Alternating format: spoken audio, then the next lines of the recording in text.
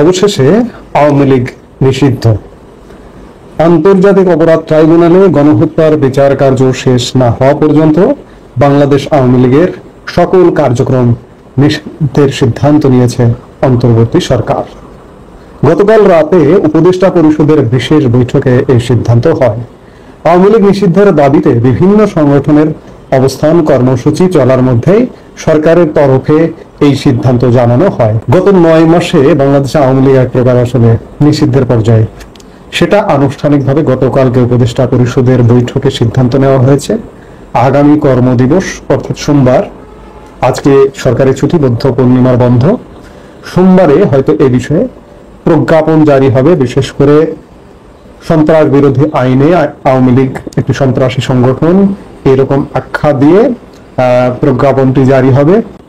বাংলাদেশের যতগুলো রাজনৈতিক দল আছে এর মধ্যে প্রাচীনতম একটি রাজনৈতিক দল বাংলাদেশ আওয়ামী লীগ।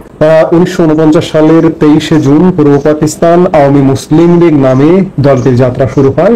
দলটির প্রতিষ্ঠাতা সভাপতি ছিলেন মাওলানা আব্দুল হামিদ খান ভাসানী ও সাধারণ সম্পাদক টাঙ্গাইলের শামসুল হক, আর বঙ্গবন্ধু শেখ মুজিবুর রহমান আওয়ামী লীগের প্রতিষ্ঠাতা যুগ্ম সাধারণ সম্পাদক ছিলেন। 1955 সালে দলটির নাম থেকে মুসলিম শব্দটি বাদ দেওয়া হয়।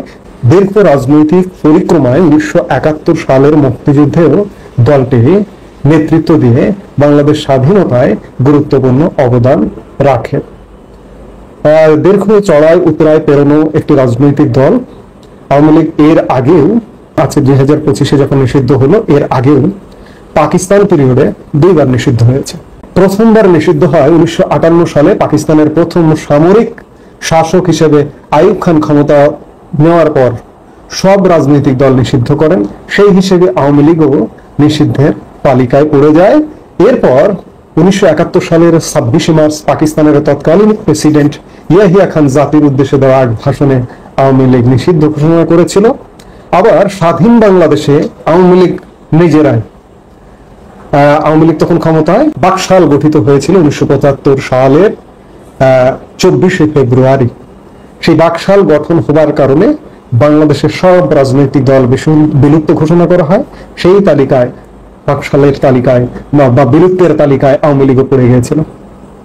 এর আগে 2বার, একবার আইয়ুব খানের আমলে সব রাজনৈতিক দল নিষিদ্ধ, ইয়াহিয়া খান আওয়ামী লীগকে নিষিদ্ধ করলেন বেতার ভাষণে। আবার বঙ্গবন্ধু শেখ মুজিবুর রহমান আওয়ামী লীগকে বিলুপ্ত করে বাকশাল গঠন করলেন। এরপর স্বাধীন বাংলাদেশে নানান চড়াই উতরাই পেরিয়ে আওয়ামী লীগ যাত্রা করেছে। আওয়ামী লীগ ক্ষমতায় ছিল স্বাধীন বাংলাদেশে এবং রাজপথে ছিল দীর্ঘদিন, বিরোধী দলে ছিল দীর্ঘদিন। আজকে আওয়ামী লীগ নিষিদ্ধ হয়ে গেল, আওয়ামী লীগের পতন হয়ে গেল। 1 বছর, প্রায় 9 মাস হয়ে গেল যে আওয়ামী লীগের পতন হয়ে গেল। বাংলাদেশের গণমানুষের রাজনৈতিক দলই ছিল দীর্ঘদিন। আজকে আওয়ামী লীগের অবস্থা আসলে করুন। এর আগে বিভিন্ন সময় নিষিদ্ধ হয়েছে, বিলুপ্ত হয়েছে, আওয়ামী লীগ ঘুরে দাঁড়িয়েছে, আবার ক্ষমতায় এসেছে এবং ক্ষমতায় এসে টানা ক্ষমতায় থেকেছে, যেটির নিদর্শন বা যেটির উদাহরণ গত 15.5 বছর। এবারও আওয়ামী লীগ একবারে বিলুপ্ত হয়ে যাবে এটি মনে হয় না, কারণ হয়তো আওয়ামী লীগ ঘুরে দাঁড়াবে। এখন আওয়ামী লীগকে আসলে গত 9 মাস আওয়ামী লীগের আমরা কার্যক্রম ওই অর্থে দেখি না, শুধুমাত্র ভার্চুয়ালি কিছু কার্যক্রম এবং ছিটে ফোটা কিছু কার্যক্রম ছাড়া দেখি না।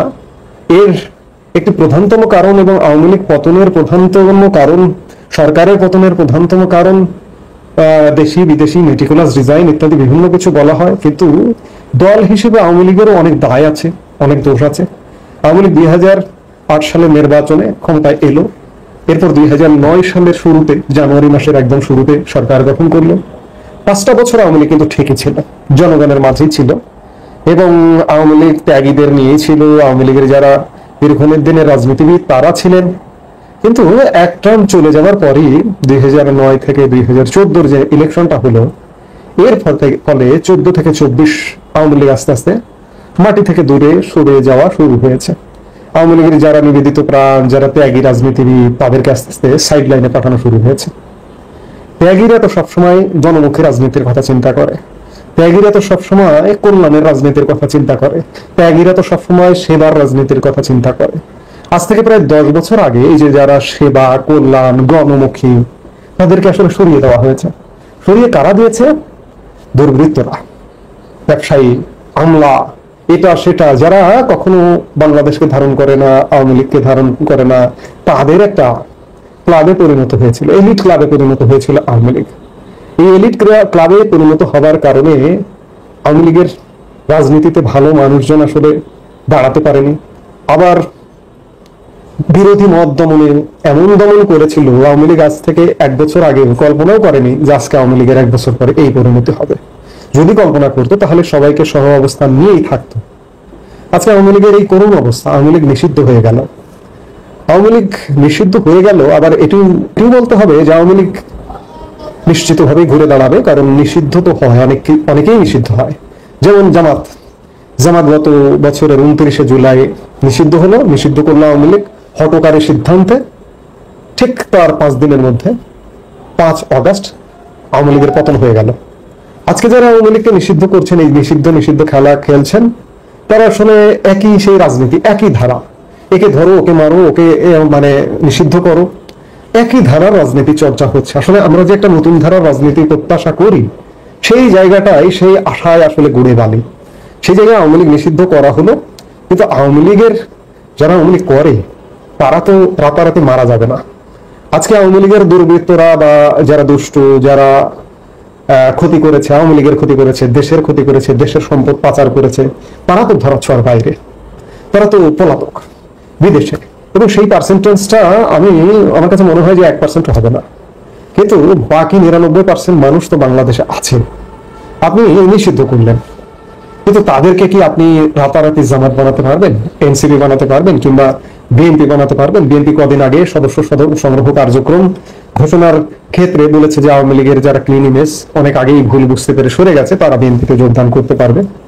তারা কি আসলে বিএনপিতে যোগদান করবে? আমার তো মনে হয় না। যারা আছে তারা আসলে খাঁটি আওয়ামী লীগ। যারা দুর্বৃত্ত, যারা আওয়ামী লীগের মধু খেতে এসেছিল, তারা চলে গেছে। তারা এখন নেগোসিয়েট করে অন্য দলে যাবে, বিএনপিতে যাবে, অন্যান্য যেসব রাজনৈতিক দল আছে। জামাতে যাওয়াটা খুব কঠিন ব্যাপার। জামাতের স্ট্র্যাটেজি কি হবে সামনের দিনগুলোতে? জামাতে যদি ভোট বিস্তার করতে হয়, পার্সেন্টেজ, তারাও হয়তো স্ট্র্যাটেজি নিতে পারে যে তাদের দলে যোগদান করতে পারে। এমনটা হতে পারে, কারণ তারা আকস্মিকভাবে জামাতে ইসলামী হিন্দু পর্যন্ত গঠন করেছে।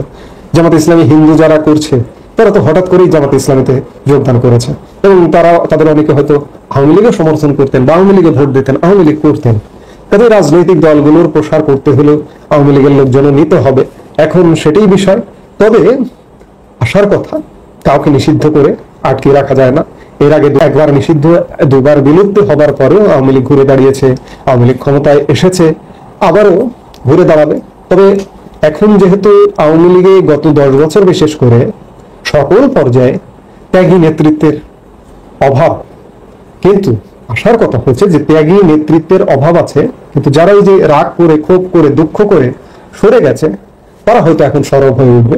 সেই জায়গা থেকে আওয়ামী লীগ ফিরে আসবে, ঘুরে দাঁড়াবে, এটি বলাই যায়। কারণ এরকম একটি দল হারিয়ে যাবে না হয়তো। কারণ আপনি বিএনপির অবস্থান চিন্তা করুন, যে বিএনপি আজ থেকে 1 বছর আগে বা 2 বছর আগে বিএনপির উপর আওয়ামী লীগ যে দমন পীড়ন করেছে, বিএনপি কি হারিয়ে গেছে? আজকে বিএনপির অবস্থাটা দেখুন, রমরমা অবস্থা, সারা বাংলাদেশ এক প্রকারে তাদের নিয়ন্ত্রণে, তাদের কন্ট্রোলে। তো সেই জায়গা থেকে আওয়ামী লীগও হারিয়ে যাবে না। আওয়ামী লীগের ননন চড়াই উত্তরায় পেরিয়ে 76 বছরের ইতিহাসে আওয়ামী লীগ নিভে গেছে, আবার উঠে দাঁড়িয়েছে, এবং উঠে দাঁড়িয়ে দলকে যোগ্য করে ক্ষমতার কেন্দ্রে চলে এসছে।